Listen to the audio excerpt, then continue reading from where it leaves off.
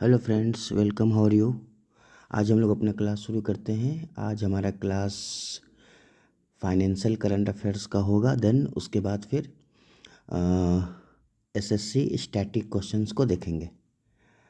तो आज का पहला न्यूज है, एचडीएफसी बैंक ने स्विगी से एग्रीमेंट किया है जिसके थ्रू को ब्रांडेड क्रेडिट कार्ड बनाया जाएगा और इस कार्ड को मास्टर कार्ड होस्ट करेगा। अब यहाँ पर क्वेश्चन आता है कि को ब्रांडेड कार्ड क्या होता है। देखिए, जब कोई बैंक किसी और दूसरी कंपनी के साथ कोलैबोरेशन करके, चाहे तो वो कोई नॉन बैंक फाइनेंस कंपनी हो या कोई और दूसरी कंपनी हो, तो जब कोई बैंक किसी दूसरी कंपनी के साथ कोलैबोरेशन करके कोई कार्ड बनाता है तो उसको हम लोग को ब्रांडेड कार्ड कहते हैं। ये बड़ा ही इंटरेस्टिंग मैटर है। आप प्रीवियस ईयर्स के क्वेश्चंस को देख लो तो आपको पता चलेगा कि इस तरह से को ब्रांडेड कार्ड जो आते रहते हैं उनसे क्वेश्चंस एग्जामिनेशन में ज़रूर पूछे जाते हैं। फेडरल बैंक इंडिया का एक प्राइवेट बैंक है। इसने NRE ईव प्लस के नाम से एक नया प्रोडक्ट बनाया है जो कि NRI महिलाओं के लिए एक सेविंग्स अकाउंट है। यहाँ पर आपको जानना होगा कि NRE क्या होता है। तो ये होता है नॉन रेसिडेंट एक्सटर्नल। जैसा कि आप जानते हो कि हमारे बहुत सारे भारतीय जो हैं वो भारत के बाहर रहते हैं, लेकिन है तो देश के नागरिक, भारत के नागरिक। तो फेमा नाम का जो एक्ट है उसमें NRI की परिभाषा दी गई है। तो NRI जो इंडिया के बाहर रह रहे हैं वे जब भारत के बैंकों में अपना अकाउंट ओपन करेंगे तो उस अकाउंट को NRE non resident external account कहा जाता है।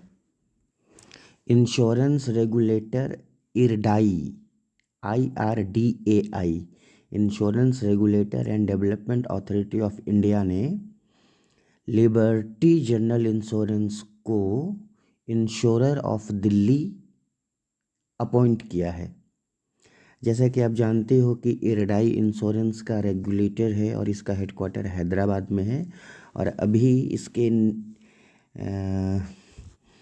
इसने एक नया प्रोजेक्ट बनाया हुआ है, इंश्योरेंस फॉर ऑल 2047। हमारे देश के इस रेगुलेटर का टारगेट है कि जितना जल्दी हो सके मैक्सिमम से मैक्सिमम लोगों को और 2047 तक सभी भारतीयों को इंश्योरेंस के कवरेज में लाया जाए। जियो फाइनेंस और ब्लैक रॉक 50% के हिस्सेदारी पर Jio BlackRock mutual fund company बनाएंगे। इसके लिए ये दोनों 250 मिलियन यूनाइटेड स्टेट्स डॉलर का इन्वेस्ट करेंगे। वर्ल्ड बैंक ने प्राइवेट सेक्टर इन्वेस्टमेंट लैब नाम का एक कमेटी बनाया है जिसके चेयरमैन बैंक ऑफ इंग्लैंड के एक्स गवर्नर मार्क कार्ने हैं। और इस कमेटी में, इस इन्वेस्टमेंट लैब में दुनिया भर की 15 बड़ी कंपनियों के CEO हैं। जैसा कि अभी आप जानते हो कि आज की दुनिया में ग्रीन इंफ्रास्ट्रक्चर, ग्रीन इन्वेस्टमेंट का कॉन्सेप्ट है ताकि कार्बन इमिशन को रिड्यूस किया जा सके और इन्वायरमेंट फ्रेंडली इन्वेस्टमेंट हो। तो इसी की संभावनाओं को तलाश करने के लिए वर्ल्ड बैंक ने ये ग्रीन इन्वेस्टमेंट लैब बनाया है। DICGC deposit insurance and credit guarantee corporation, ये RBI की 100% सब्सिडियरी कंपनी है। इसने सभी बैंकों को आदेश दिया है कि वो अपने लोगों में DICGC का मैसेज, DICGC का संदेश और DICGC का QR कोड लगाएं ताकि देश की जनता DICGC के बारे में समझ सके, जान सके। जैसा कि आप जानते हो कि आप जो बैंकों में डिपॉजिट करते हो तो उसमें से अधिकतम 5 लाख रुपए तक का DICGC के द्वारा इंश्योरेंस कर लिया जाता है। तो इस बात की जानकारी बहुत सारे लोगों को नहीं है, तो इसी के लिए DICGC ने बैंकों के लिए ये नया आदेश इशू किया है। वित्त मंत्रालय के विभाग डिपार्टमेंट ऑफ इकोनॉमिक्स अफेयर्स ने पब्लिक सेक्टर बैंकों को 5,729 करोड़ रुपए दिए हैं ताकि वे बैंकें depositor education and awareness fund को इन्हांस कर सकें और बैंक के ग्राहकों को वित्तीय रूप से साक्षर किया जा सके। ये जो depositor education and awareness fund है उसे RBI ने 2014 में बनाया था। RBI ने फाइनेंशियल स्टेबिलिटी रिपोर्ट पब्लिश किया है जिसमें बताया गया है कि मार्च 2023 तक बैंकों का NPA नॉन परफॉर्मिंग एसेट्स 3.9% था, जो कि अपने 10 वर्ष के निचले स्तर पर है। इसका मतलब ये है कि बैंकें अपने NPAs को रिकवर करने की ओर तेज़ी से बढ़ रही हैं। वर्ल्ड बैंक ने भारत सरकार को लो कार्बन एनर्जी सेक्टर के लिए $1.5 बिलियन का लोन अप्रूव किया है। देखो, जब भी आपको वर्ल्ड बैंक और भारत का लोन से रिलेटेड कोई सेगमेंट, कोई क्वेश्चन, कोई टॉपिक आता है तो उसको आपको देख लेना चाहिए, क्योंकि वर्ल्ड बैंक ना केवल गवर्नमेंट ऑफ इंडिया को लोन देता है बल्कि डिफरेंट स्टेट गवर्नमेंट्स को डिफरेंट प्रोजेक्ट्स के लिए भी लोन देता है। जैसे अभी हाल ही में वर्ल्ड बैंक ने हिमाचल गवर्नमेंट को लोन दिया है, क्योंकि हिमाचल गवर्नमेंट ने 2025 तक ग्रीन स्टेट बनने का टारगेट बनाया हुआ है। तो इस तरह से वर्ल्ड बैंक से रिलेटेड लोन से संबंधित कोई प्रश्न अगर आपको दिखता है या फिर आप न्यूज़पेपर में पढ़ते हैं तो उसको आपको समझ करके नोट कर लेना चाहिए। जैसा कि आप जानते हो कि अभी 2023-24 की वित्तीय वर्ष का फाइनेंशियल ईयर का पहला क्वार्टर समाप्त हुआ है, जो कि अप्रैल से लेकर के जून तक होता है। तो इस पहले क्वार्टर में पब्लिक सेक्टर बैंक्स ने 34,774 करोड़ रुपए का प्रॉफिट अर्न किया है, जिसे एक बहुत अच्छा परफॉर्मेंस माना जा रहा है। पिछले वित्तीय वर्ष के पहले क्वार्टर में पब्लिक सेक्टर बैंक्स ने 15,306 करोड़ रुपए का प्रॉफिट अर्न किया था, जो कि पहले से काफ़ी अच्छा प्रदर्शन है।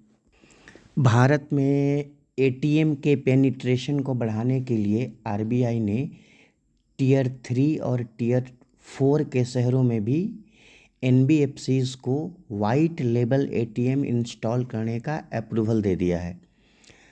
तो यहाँ पर कुछ आपको कन्फ्यूजन हो सकता है। जब हम लोग ATM की बात करते हैं तो एक होता है ब्राउन लेबल ATM जिसका ऑनरशिप बैंकों का होता है, और एक वाइट लेबल ATM होता है जिसका ऑनरशिप NBFCs के पास होता है, नॉन बैंक फाइनेंस कंपनीज के पास होता है।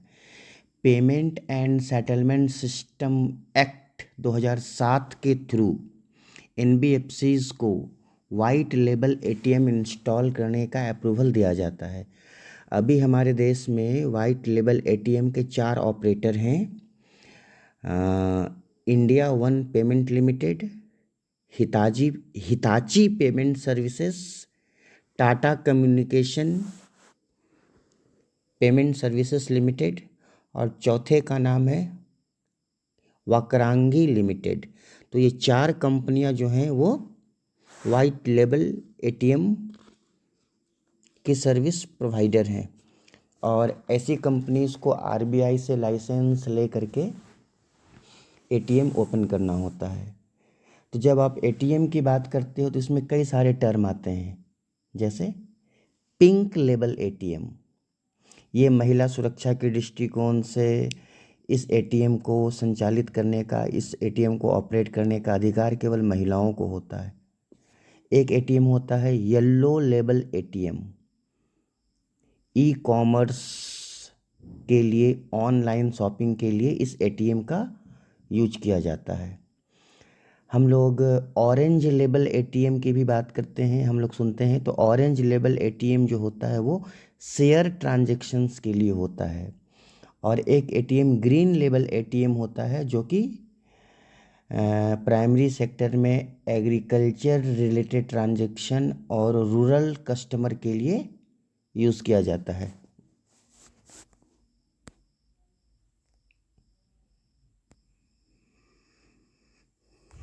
एसएससी की परीक्षाओं में आपको कुछ प्रश्न जो स्टैटिक से आते हैं उनमें कुछ क्लासिकल डांस के अलावा फोक डांस से भी रिलेटेड प्रश्न होते हैं। लेकिन अभी के एग्ज़ामिनेशन में ये नहीं पूछा जा रहा है कि कौन सा फोक डांस कौन से स्टेट में होता है। ये प्रश्न आते हैं लेकिन बहुत कम।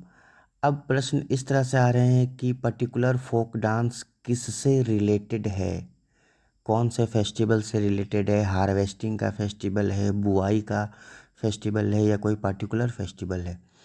तो आज के इस एसएससी के टॉपिक में हम लोग इसको थोड़ा सा देखेंगे। सैला नाम का फोक डांस छत्तीसगढ़ में होता है जो कि फसल कटाई से संबंधित है। एक फोक डांस का नाम झूमरी है जिसे बिहार का गरबा कहते हैं। बिहार में ही सोहर या सोहबर होता है जो बच्चे के जन्म पर किया जाता है।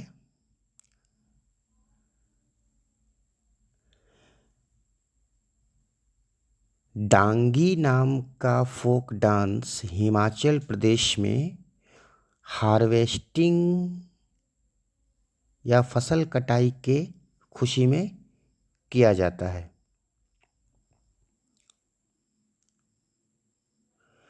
कजरी नाम का फोक डांस उत्तर प्रदेश में होता है जो कि मॉनसून से संबंधित है।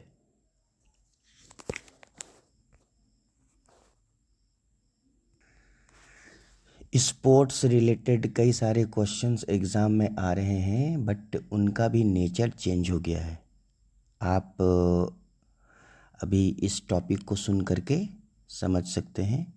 आप जानते हो कि डिफरेंट स्पोर्ट्स में कई तरह के कार्ड्स का यूज किया जाता है जो खिलाड़ियों को या टीम के कोच को या नहीं तो पूरे की पूरे टीम को ही दिखाया जाता है। जैसे फुटबॉल में कुल 11 कार्ड होते हैं जिसमें पीला कार्ड वार्निंग को बतलाता है। अगर किसी खिलाड़ी को वार्निंग देना हो, चेतावनी देना हो, तो पीला कार्ड का यूज करते हैं। फुटबॉल में ही ब्लू कार्ड टेम्पररी सस्पेंड हो गए हो, आपको टेम्पररी खेल से सस्पेंड किया जाता है, इस बात के लिए दिखाया जाता है। फुटबॉल में ही ग्रीन कार्ड नो फाउल या नहीं तो एब्यूसिव भाषा का यूज करने के लिए दिखाया जाता है। खेल के दौरान कई बार खिलाड़ी एग्रेसिव होकर के कुछ गलत भाषा का प्रयोग कर देते हैं, उसके लिए ग्रीन कार्ड दिखाया जाता है। अच्छा, ब्लू और ग्रीन कार्ड का सिस्टम इंडोर फुटबॉल में भी है। फुटबॉल में ब्लैक कार्ड भी दिखाया जाता है जो कि डेलिबरेटली ट्रिप करने पर दिखाया जाता है। जानबूझ करके आप अपने अपोनेंट को, अपने विपक्षी खिलाड़ी को चोट पहुंचाने के लिए, डेलिबरेटली नुकसान पहुंचाने के लिए आप कुछ एक्ट करते हैं, एक्टिविटीज़ करते हैं, तो उसमें वो काला कार्ड दिखाया जाता है। हाँ, ये ध्यान में रखिएगा कि फुटबॉल में ऑरेंज कार्ड नहीं होता है। ये एग्जामिनेशन में पूछा गया क्वेश्चन है। अगर किसी खिलाड़ी को 2 पीला कार्ड दिखा दिया गया है तो उसे सभी मैच से बाहर कर दिया जाता है। इंडोर फुटबॉल में ब्लू कार्ड यूज किया जाता है रेफरी के द्वारा, जो कि मिसकंडक्ट के लिए दिखाया जाता है। इसी तरह से फुटबॉल में सफ़ेद कार्ड का यूज होता है जिसमें खिलाड़ी को 10 मिनट के लिए ग्राउंड से बाहर कर दिया जाता है। फुटबॉल में कोच को भी रेड कार्ड दिखाया जा सकता है। आप देखते होंगे कि फुटबॉल मैच के दौरान टीम के जो हेड कोच होते हैं वो बिल्कुल स्टेडियम में ग्राउंड के सामने ही रहते हैं और खिलाड़ियों को इंस्ट्रक्शन देते रहते हैं। अगर किसी कोच को रेड कार्ड दिखा दिया गया तो इसका मतलब है कि उन्हें 4 मैच में ग्राउंड में नहीं आना है। 4 मैच तक वो ग्राउंड में नहीं आ सकते हैं। बैडमिंटन में पीला कार्ड होता है। नियम का उल्लंघन करने पर खिलाड़ियों को बैडमिंटन में पीला कार्ड दिखलाया जाता है।